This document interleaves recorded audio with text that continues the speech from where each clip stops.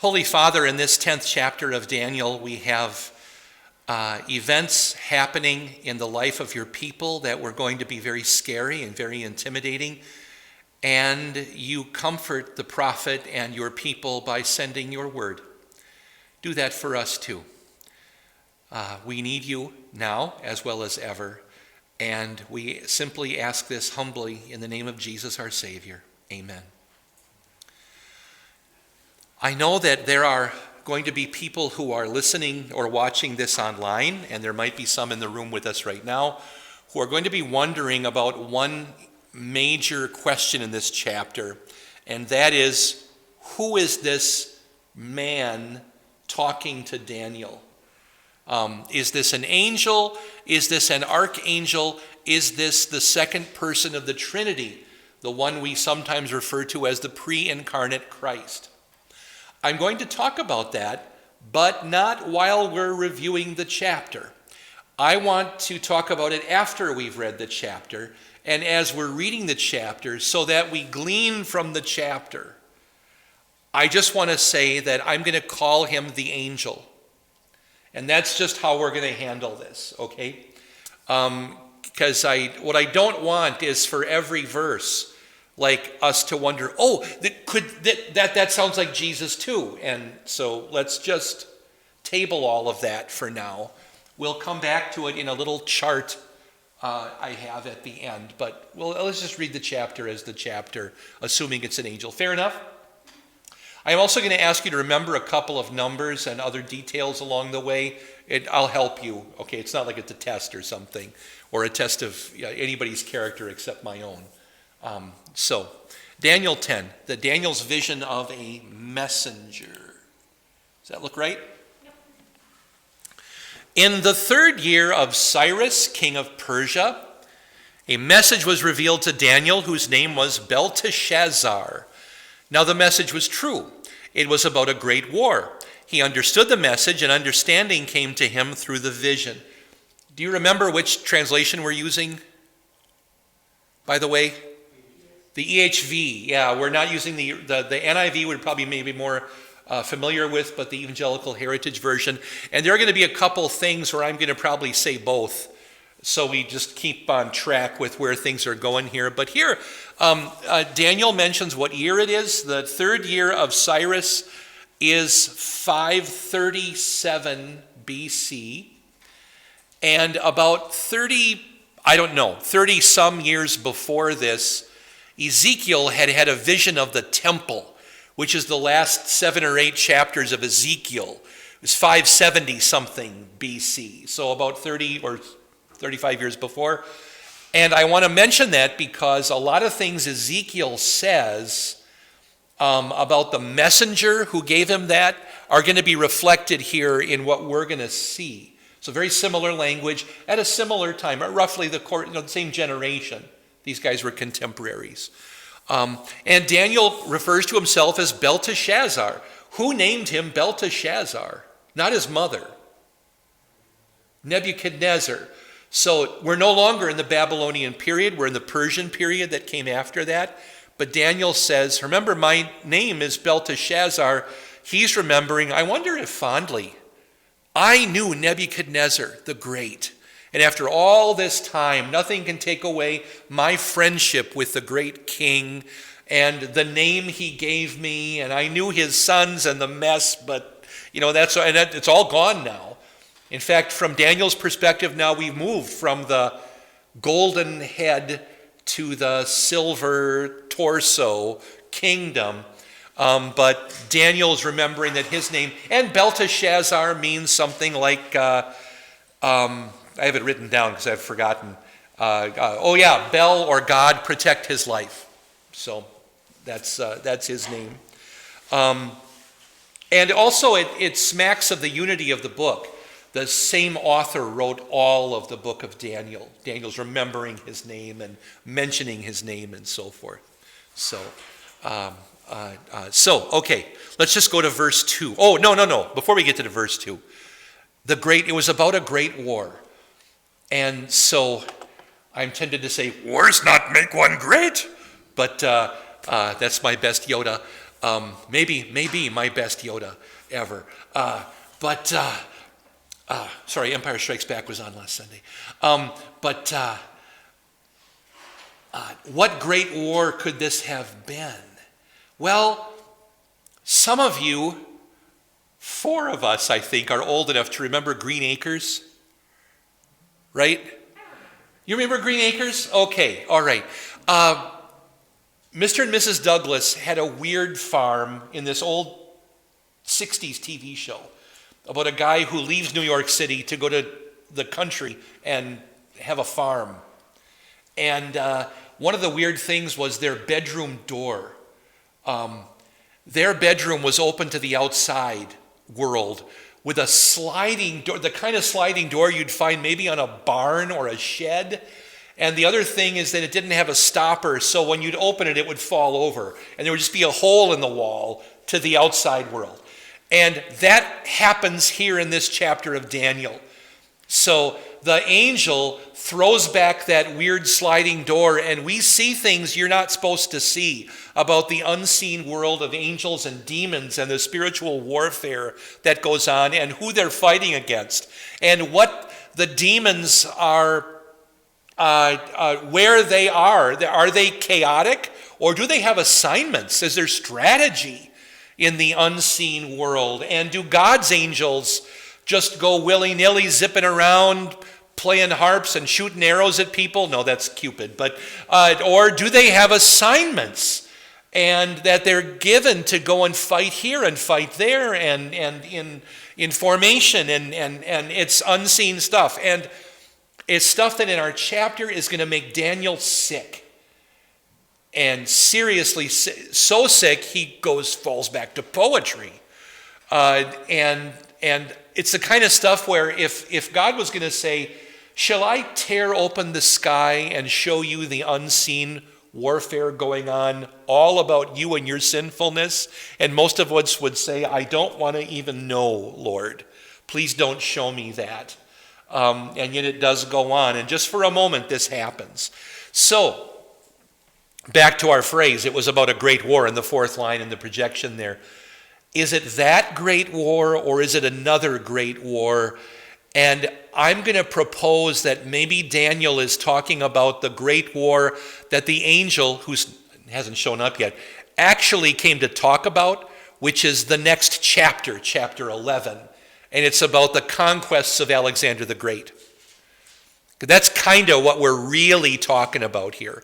Although we have this glimpse, I think that the Great War here is this huge conquest by Alexander in a lifetime. In fact, 15 years, where he conquers everything basically from Spain to China or whatever it was. It's just everything fell to this Alexander. And Daniel understood the message.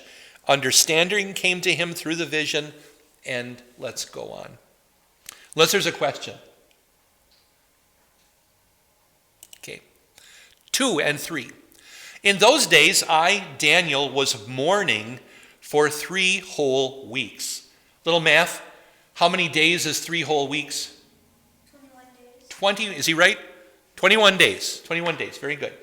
Can you remember that number in your head? Because Daniel says 3 weeks. Later on, we're going to hear the number again. And I kind of wonder why people don't put that together. Usually for a class like this, I study ahead for between 4 and 6 hours. This week it was 16 hours on this chapter. And I'm not even sure I'm doing it justice for you, but it was a lot of study to figure out this chapter. And to work at it, because there's a lot of in this chapter as you're coming at it, and I've tried to grasp it well. But I think one thing that I disagree with most of the commentaries about is the significance of this 3 weeks, because I think it's the 21 days the angel's going to mention a little bit later on. Because here's what we saw before in the book, right? Daniel prays, and before he's done praying, an angel shows up with the answer to the prayer. We've seen that happen. And that seems to be what's happening here in this chapter. Daniel is mourning and praying about stuff that's going on. I'm going to talk in a second about what that might be. But the angel was dispatched right away. And now in this chapter, the angel shows up panting 3 weeks later and says, sorry, I'm late. That's what's going on here. That's the chapter. I'm really sorry I got delayed. And so, and what is Daniel sad about? Okay, it's 537. 3 years before, by Daniel's counting, Cyrus the Great sent home the captives from Babylon. The 70 years is over. He sent back the first wave of captives. They got back to Judea, and word now a couple years later has come back to Daniel. They haven't really done anything. And Daniel maybe is sad about that. But I want to tell you about the experience my father had with Hurricane 2005, the big one, Katrina. So I remember Katrina very vividly because it's the year that my son Eric was born, and my wife decided that we should paint the ceilings, but we had popcorn ceilings, and so I scraped all the popcorning off the ceilings. It was the first time I wore a mask regularly for a long period of time. And it took me days and days of planks on buckets, scraping that during Katrina. So I have the vivid memory of this. And of the horrible news of Katrina, hour after hour in between the rock and roll songs of what was going on down there. Now, my dad's church sent teams down to Louisiana, and Dad actually worked in Louisiana on a neighborhood, and their church made what my dad later referred to as a mistake. Now, my dad is a house painter, okay? But his church did this. They went down to see what was going on with Katrina. Dad's congregation went to the same neighborhood 4 years in a row. And Dad said that was a big mistake. Because they went down there to the neighborhood right after Katrina. Katrina happened in was it July, August, something like that. And they went that fall already to help with the cleanup. And Dad said that they took their biggest commodity was garbage bags. And they filled, because houses, all of the drywall had become soft, and it just gets soaked, and there was tide coming in and everything, and so they had to gut these houses, and carpet and drywall and fixtures and books that got ruined and stuff like that, and records and whatever else, and paintings, and so all the stuff of the house, bedding and everything, they filled garbage bags with this stuff. And then Dad said, and they kind of filled it up, they told the people, you know what, call your pickup, they'll come and get it and start all over again. Well, they came back the next year to the same neighborhood, and what did they see? Those same garbage bags had not moved an inch in a year. And so they did other things. They're helping with the reconstruction, and they knew these people by now and everything, and the people are making them sandwiches, and we're so glad you came and everything. Third year, they come, the garbage bags have not moved, but now, because of the sun and weather, the garbage bags are starting to disintegrate a little bit and get wrecked. And it wasn't until the fourth year, when the garbage bags were still there, that Dad told me he finally put it together. The infrastructure of the city had been destroyed. So it wasn't that Dad and my stepmom and others were concerned. Are they just being lazy? Well, no, there was no dump to take the stuff to, and there were no vehicles to take it away.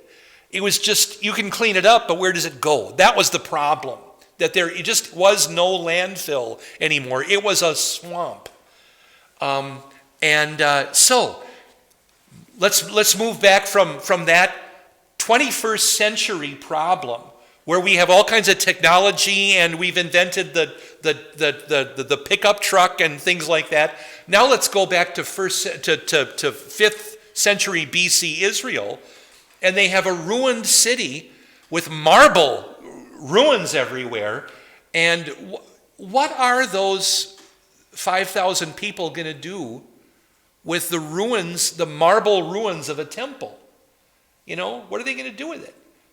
And they kind of, well, rebuild my house, I guess, and we'll plant, because we got to have food because there's no grocery store, and we'll try to get along with our Samaritan neighbors. Who is this new country up north? And we got people picking on us and so forth. But yeah, so Daniel, if Daniel was concerned that they hadn't rebuilt the temple yet, and maybe he didn't understand that there was an infrastructure problem in Jerusalem. So if that's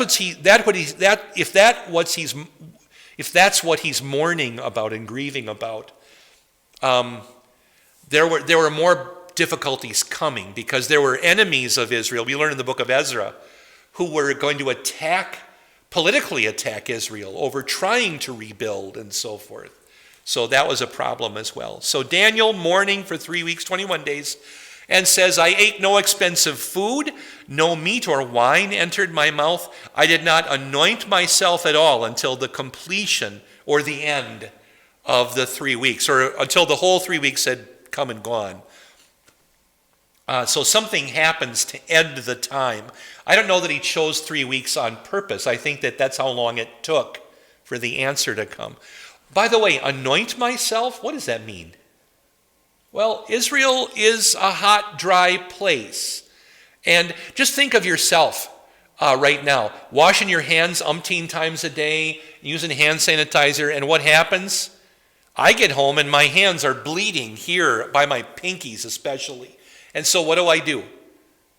I have to anoint myself. I put on hand lotion, right? And their hand lotion was olive oil. Yeah, they used olive oil for everything. They used olive oil on their whetstones. They used olive oil to lubricate wheels. They used olive oil to soften up the saddles on things. They used olive oil as soap.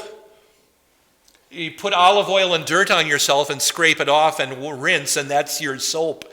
They used olive oil on their food. They used olive oil to cook with. They used olive oil as suntan lotion. They used olive oil to wash their hair. They used olive oil for everything. It was the commodity. And Daniel says, none of that. No food, no meat, no wine. What does that remind you of in Daniel's lifetime? Yeah. And when had he done this before? Although not exactly fasting, because he doesn't say, I ate nothing. He says, I had no expensive food, meat, or wine. So what might he be eating? Salad, vegetables, and fruit and stuff. And when did he do that earlier? Excellent. Yeah. Ham and stuff is right, too. So when he first got brought into Babylon as one of the choice young men, and they were going to give him the king's finest food, and Daniel says that's not kosher, and he abstains. And it seems like, though, that after a while, Daniel had decided, I can't eat meat. Maybe he had taught the cooks how to do a chicken right or whatever. But now he says, no meat, no wine, no expensive food. I'm going to go back to this as a way of focusing on my prayer, which is what I'm sad about. So whatever he was mourning about. And maybe, and quite a few think this, maybe the failure of the exiles to do anything back home. Maybe that's what was going on. So, and then on the 24th day of the first month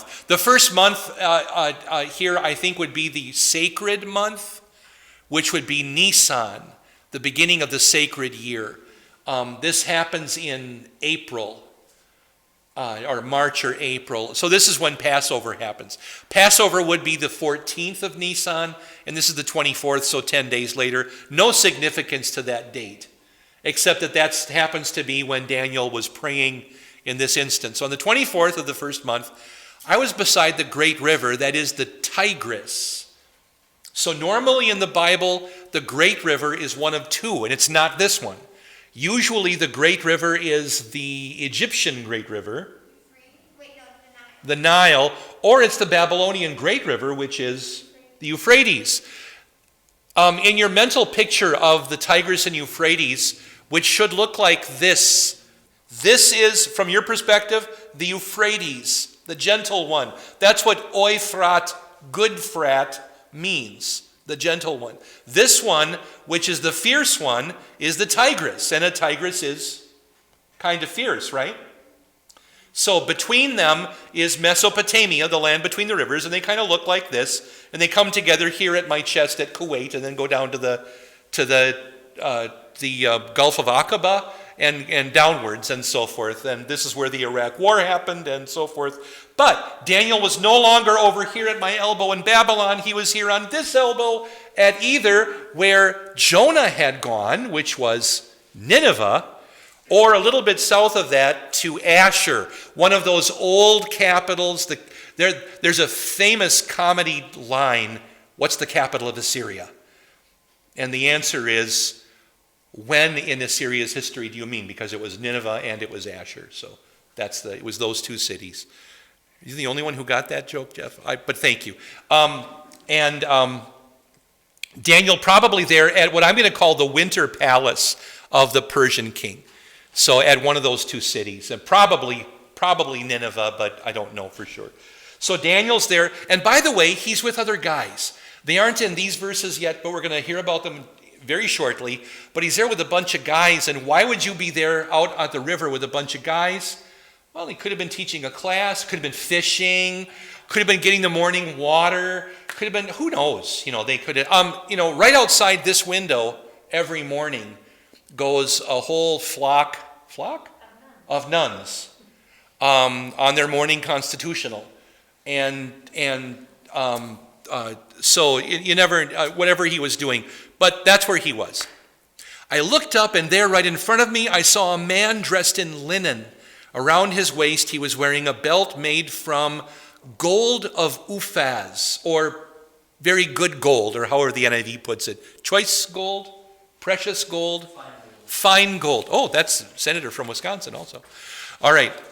I grew up there, so yeah, he's an old guy now.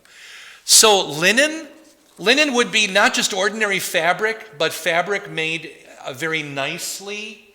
Linen is, moms, bedsheet quality fabric. Is that what you'd maybe call linen?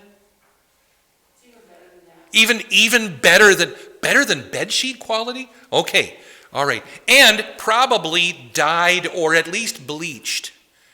So it's not going to be the color of the goat, that or whatever, but it'll be something kind of nice, maybe light, a nice soft gray or white even, or something like that. And a white linen would suggest holiness or purity. Really good gold from Uphaz, fine gold, precious gold, would suggest royalty, something like that. You sometimes have gold associated with angels in Ezekiel. There's an angel who keeps showing up with a golden writing kit and on his belt, and a golden measuring stick, which I think, if I'm remembering rightly, was the royal cubit, which is not just the cubit from here to here, but Solomon's cubit was like from here to here plus another hand, or something like, however that went. And so it's a little bit longer cubit, so a big building we're talking about in Ezekiel. So he's dressed up, and he is not just a fisherman. Okay? 6 and 7 and 8. His body was like topaz, or I think chrysolite in another translation. Topaz, chrysolite are what kind of stones? Semi-precious stones. They're nice. They're not really valuable, but they're nice. And so, my grandma might have a brooch made of these kinds of things. What is the blue one that's all everywhere down south? Is that the one I'm thinking of? Turquoise. Yeah, it's kind of everywhere. Once you get kind of south of Tennessee, turquoise shows up just everywhere, and it's pretty and it's common down there, but it's nice. It's not just a rock. It's something. The thing about topaz and chrysolite is that in certain instances they can be almost translucent, and you can at least see light through them, if not people. So you got opaque, translucent, transparent, and translucent's the middle one, and they kind of fall into that category of there's something different about this. I remember my mother telling me when I was a boy that the girl she babysat was quite a bit younger than me. And Mom used to say she has porcelain skin. Porcelain. When I got a little bit older and found out that porcelain is what you make toilets out of, I didn't think that was such a great compliment. But I understand now that she just meant pretty, glowing, that kind of thing. His face looked like lightning, so flashing bright. His eyes were like burning torches, again, flashing bright. Does this remind you of anything? Guy shows up and he's really, really shiny. Well, in Daniel, in the fiery furnace, right? Otherwise, maybe at the transfiguration, but also in Ezekiel, the angels, the cherubim that are there in Ezekiel, and in Isaiah, the seraphim are flashing. In fact, they look like they're on fire, actually. That's what saraf means, flaming. His arms and feet were like polished bronze. Polished bronze would be shiny, reflecting a lot of light. Also, the other quality of bronze, strong. I think all of the above we can just assign here. And then the sound of his words was like the sound of an army. And here in verse 6, we come to the first repeated point. I don't know how many times in this chapter it gets mentioned, but maybe somebody wants to make a little tally. It's words. The profound emphasis in this chapter is on the word. And the word, and just this is what is going to give Daniel strength and so forth. He's going to thank the Lord for, so words. Just keep looking at that as we're going through the chapter. But the sound of his words was like the sound of an army. And we have that happen also with angels sometimes. In Ezekiel, when they talk, it's like the sound of an army. Is an army a quiet thing? No. I remember Shelby Foote saying that in the Civil War, when he was quoting one of the generals, in fact it was Sherman, who said that you haven't heard something loud until you've heard an entire army, that is several divisions, wake up to reveille at the same time and cough in the morning. It's like thunder, he said. As if you can imagine tens of thousands of men coughing at the same moment, as you wake up from in your pup tent or whatever. That had to be quite amazing. You've been listening to Invisible Church, the Bible study podcast from St. Paul's Lutheran Church, New Ulm, Minnesota.